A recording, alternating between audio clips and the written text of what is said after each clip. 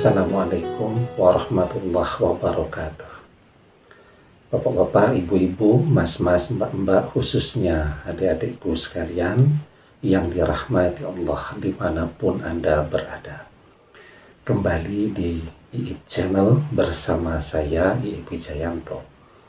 Kali ini kita akan membahas tema hubungan dengan mantan terlanjur bubrah.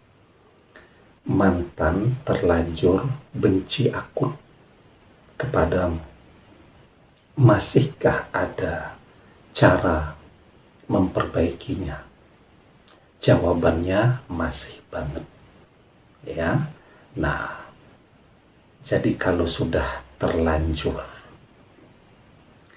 artinya memang harus ada upaya dan usaha yang lebih untuk memperbaiki. Orang-orang bijak dulu kan mengatakan nasi terlanjur jadi bubur. Bagaimana caranya agar nasi tadi menjadi tidak sia-sia? Ya, maka kita mengenal sekarang ada bubur ayam, bahkan harganya mungkin lebih mahal dari nasi. Orang dagang bubur tuh untungnya jauh lebih besar ya dari jualan nasi. Karena kalau orang masak nasi ya mungkin 1 kilogram jadinya sekian, tapi kalau airnya dibanyakin jadi bubur jadinya sekian ya. Nah, bagaimana kemudian agar apa yang sudah dilakukan dengan mantan ya, hubungan yang sudah dirintis, diperjuangkan selama bertahun-tahun dengan keringat, air mata, senang dan sedih bersama, itu menjadi sesuatu yang tidak sia-ia. Padahal sudah terlanjur bubrah, sudah terlanjur hancur berkeping-keping, dan mantan sudah terlanjur pula membenci kita. Apa yang bisa kita lakukan sekarang? Tentu ada beberapa level ya. Jadi kalau levelnya sudah hancur bubrah, mantan sudah membenci, tapi masih memungkinkan untuk bisa membangun komunikasi dengan mantan. Misal bekerjanya di satu tempat yang sama, atau kuliahnya di satu tempat yang sama, atau tinggalnya di kampung yang sama.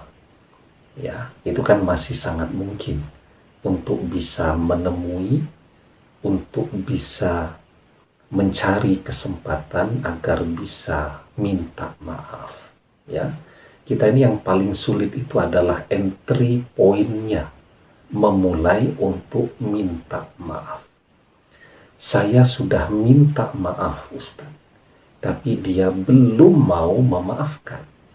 Jadi belum mau itu bukan berarti yang bersangkutan tidak mau ya. Masih menunggu momentum ketika kemarahannya mulai reda, rasionalitasnya muncul kembali untuk bisa memberikan pengertian kepada hatinya, maka mungkin disitulah momentum yang bersangkutan akan kembali dan memberikan maaf. Ya, biasanya kalau memang perpisahannya itu benturannya keras sekali ya, dan ketika dia memberikan maaf, biasanya dia memberikan persyaratan. Saya maafkan, saya kasih kesempatan, tapi ini kesempatan yang terakhir. Biasanya begitu ya. Nah, itu level yang pertama. Yang lebih tinggi adalah level di mana ya kita sudah tidak mungkin lagi untuk bisa berkomunikasi dengan yang bersangkutan, dan ini yang paling banyak yang mengalaminya, masih mencintai, merasa bersalah, karena kesalahan itu memang kita yang melakukan.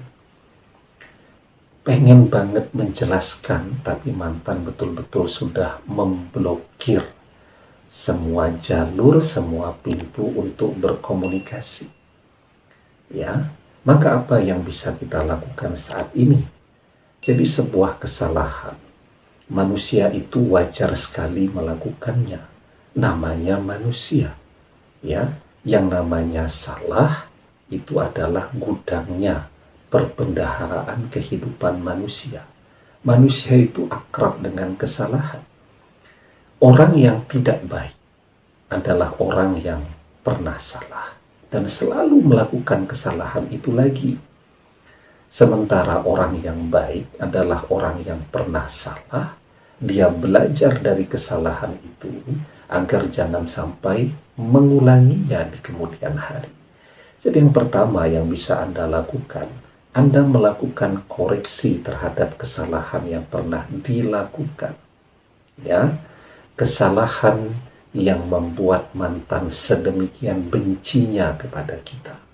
Dan kemudian kita berusaha untuk memperbaiki kesalahan itu agar jangan sampai hal-hal yang membuat dia benci tadi, yang mungkin itu adalah kebiasaan-kebiasaan kita.